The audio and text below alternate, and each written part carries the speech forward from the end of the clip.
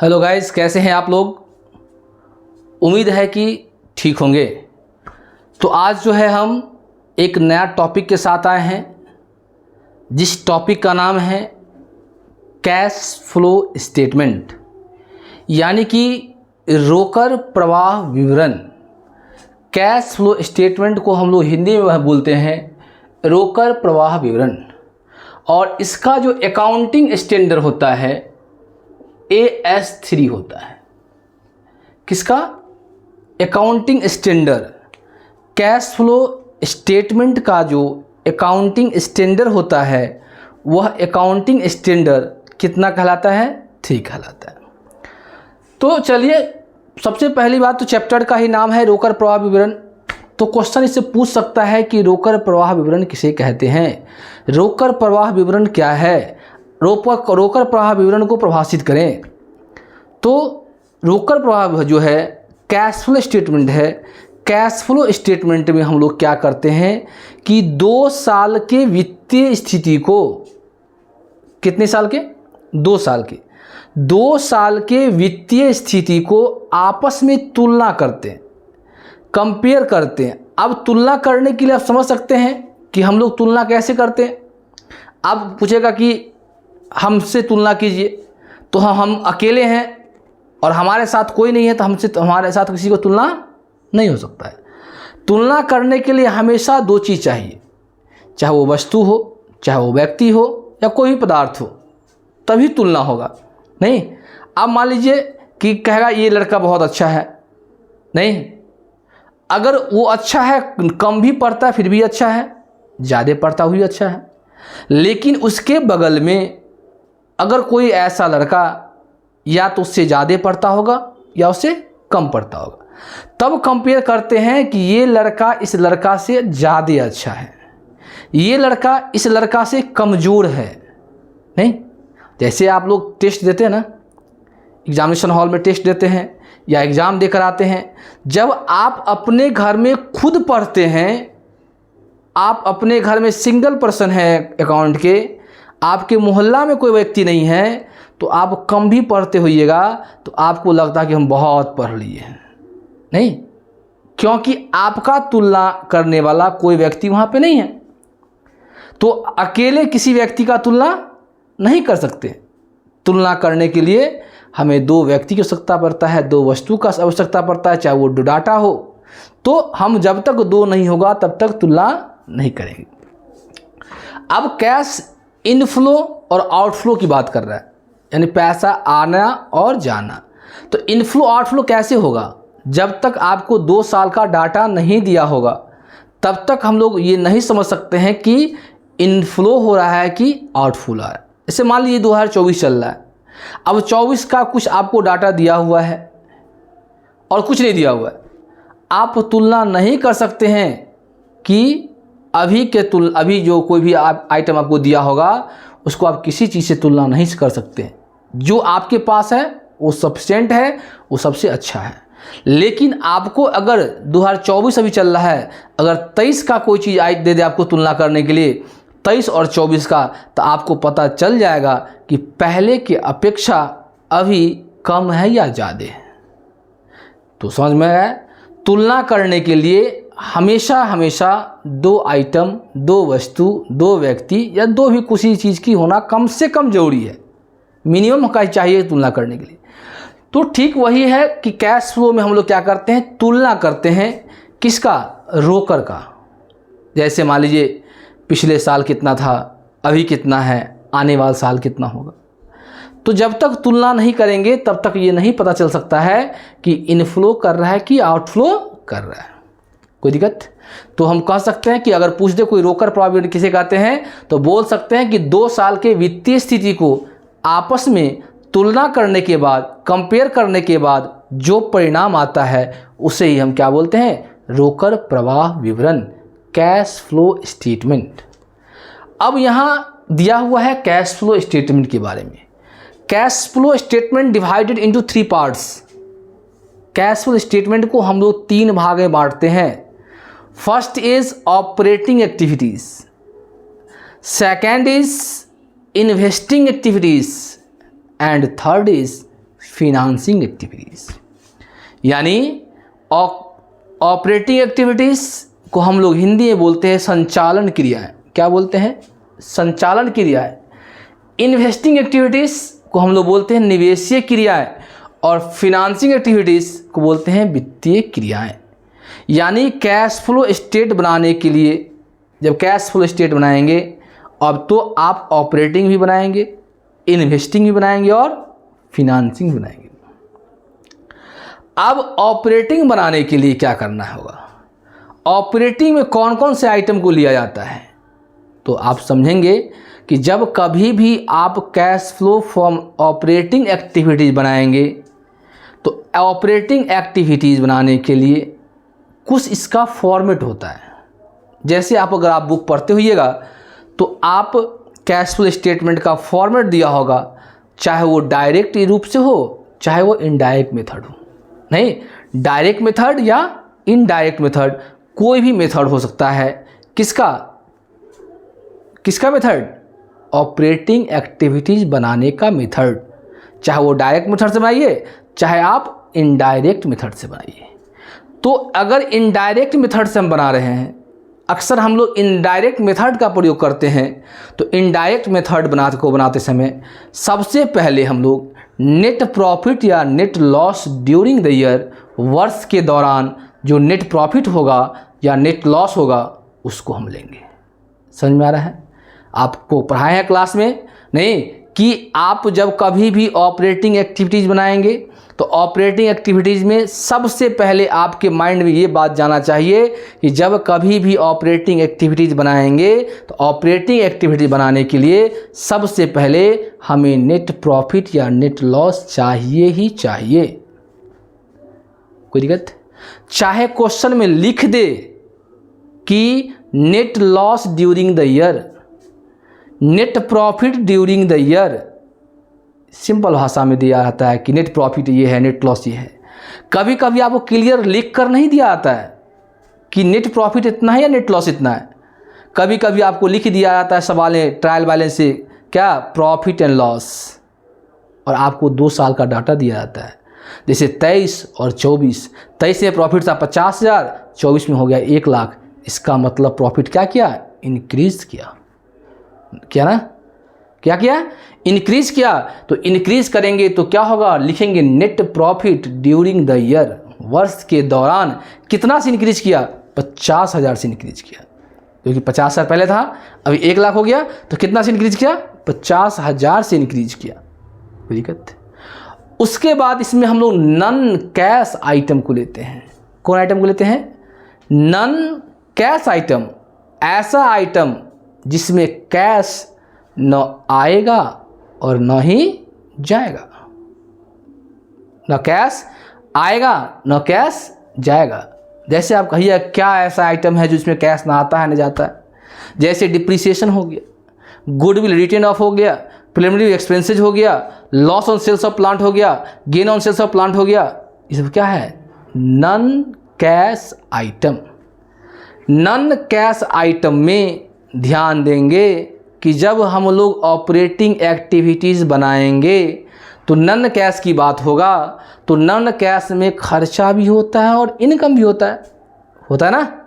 Expense भी होता है और इनकम भी होता है। तो यहाँ पे हम लोग क्या करेंगे? आप फाइनल अकाउंट में पढ़े होइएगा, अगर याद होगा, अगर फाइनल अकाउंट अगर ठीक से पढ़े होइएगा तब की बात बोल रही है, नहीं तो बहुत ऐसे बच्चे हैं जो फाइनल अकाउंट नहीं पढ़े हैं, जो 11th में फर्स्ट ईयर में होते हैं, तो first year is rest year, वो रेस्ट करते हैं, वो रेस्ट किए फाइनल अकाउंट कर गया उनका। तो जो फाइनल अकाउंट में अगर पढ़े होइएगा उसमें, तो वहाँ पे जिस आइटम को ऐड करते थे वहाँ पे हम लोग इस आइटम को क्या करते हैं? लेस करते हैं। वहाँ पर जिस आइटम को लेस करते थे यहाँ पे उस आइटम को ऐड करते हैं। यानी कि नेट प्रॉफिट में हम लोग नॉन कैश आइटम में खर्चा को ऐड करेंगे और इनकम को लेस करेंगे। समझ में आ रहा है? नहीं समझ में आएगा? क्या किए कि नॉन कैश आइटम में खर्चा जितना होगा, जितना मेरा एक्सपेंस होगा, उस एक्सपेंस को, खर्चा को ऐड करेंगे और इनकम को लेस करेंगे। समझ में आया? ये था नॉन कैश की बात। अब देखिए इसके साथ साथ इसमें हमको दो चीज़ चाहिए, एक चाहिए करंट एसेट्स, करंट एसेट्स, और दूसरा चाहिए क्या, करंट लायबिलिटी।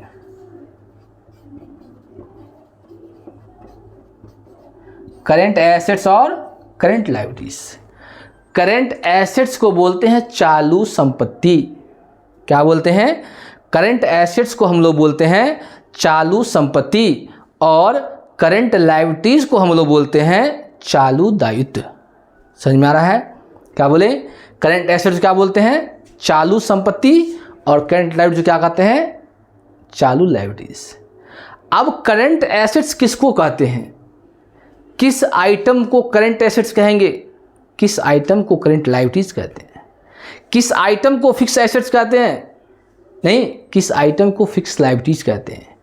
तो सिंपल सी बात, करंट एसेट्स हो या करंट लायबिलिटीज हो, जिसकी वैधता 1 साल के अंदर में समाप्त हो जाता है। बात समझ रहे हैं? क्या बोले कि करंट का बात जब भी कहे, जब भी करंट की बात बोले कि करंट एसेट्स के बारे में, करंट लायबिलिटीज़ के बारे में, तो हम सीधी बात बताएंगे कि करंट एसेट्स और करंट लायबिलिटीज़ वह होता है जिसकी वैलिडिटी 1 साल के अंदर समाप्त हो जाता है। यानी करंट एसेट्स की बात बोले, करंट एसेट्स वह एसेट्स होता है जिस एसेट्स को हम लोग 1 साल के अंदर उसको कैश में परिवर्तन कर देते हैं, उसको क्या बोलते हैं? करंट एसेट्स बोलते हैं। ठीक उसी प्रकार करंट लायबिलिटीज क्या होता है? अब करंट लायबिलिटीज क्या होता है? करंट लायबिलिटीज ऐसा लायबिलिटीज जिस लायबिलिटीज को हम लोग 1 साल के अंदर हम लोग क्या करते हैं? भुगतान कर देते हैं। क्या करते हैं? पेमेंट कर देते हैं। वह मेरा क्या कहलाता है? वह मेरा करंट लायबिलिटीज कहलाता है। कोई दिक्कत? अब इसमें क्या होगा? इसमें हम लोग, इसमें देखिए इंक्रीज और डिक्रीज की बात बोलेंगे। किसमें? यहाँ पर दिया आता है, देखेंगे पहला इंक्रीज इन करंट लायबिलिटीज और डिक्रीज इन करंट एसेट्स। इसको हम लोग क्या करते हैं? इसमें जोड़ देते हैं। किसमें? ऑपरेटिंग में। यानी कि लायबिलिटीज बढ़ रहा है और एसेट्स घट रहा है।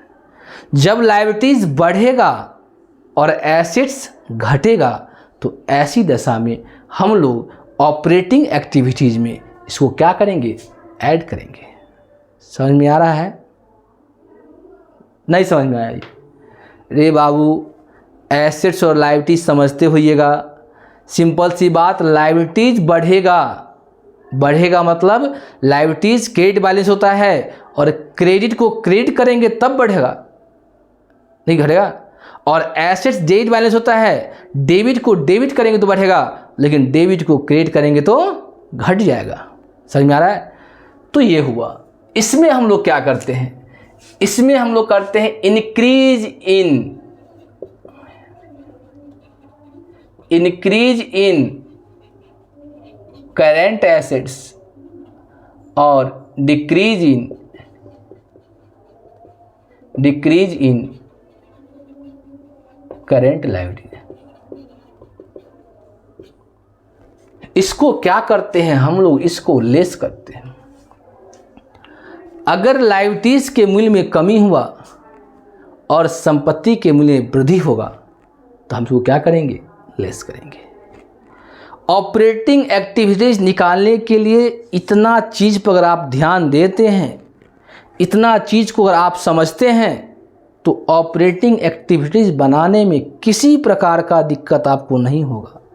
जितना अगर हम बताए हैं वो अगर आप समझ गए, उसको आप समझ रहे हैं, तो आपको किसी प्रकार का दिक्कत नहीं होगा।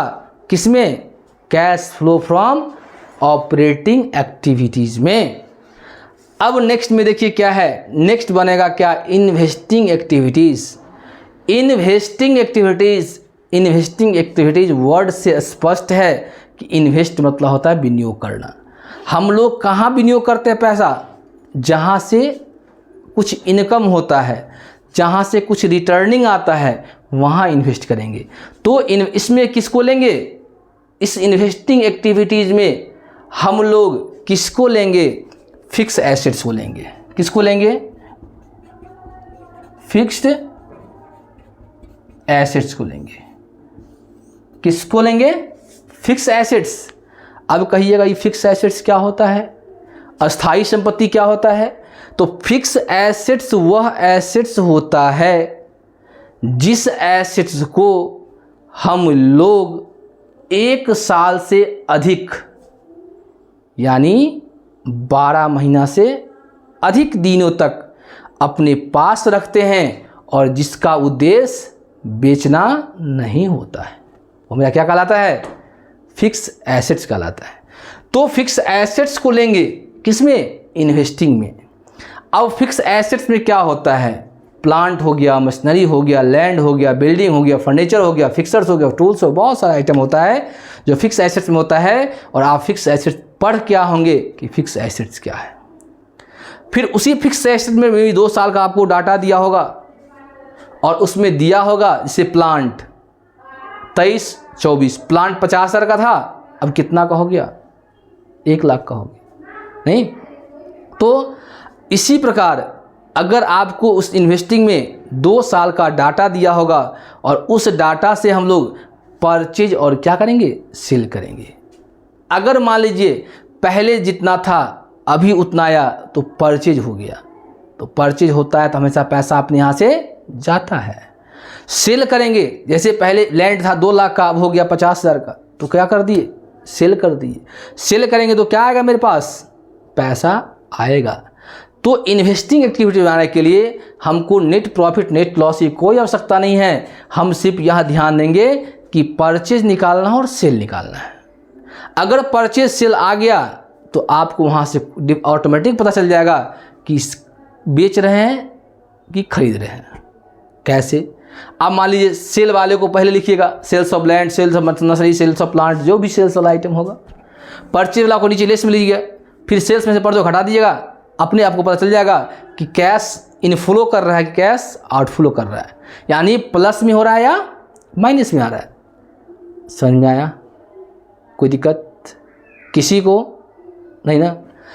तो ये सिंपल बात था कि जब मान लीजिए कि सिंपली दिया होगा 1 साल का डाटा और दूसरे साल का डाटा और कोई एडजस्टमेंट नहीं होगा, तो ऐसी दशा में हम सिंपल निकाल लेंगे कि परचेज हुआ कि सेल हुआ।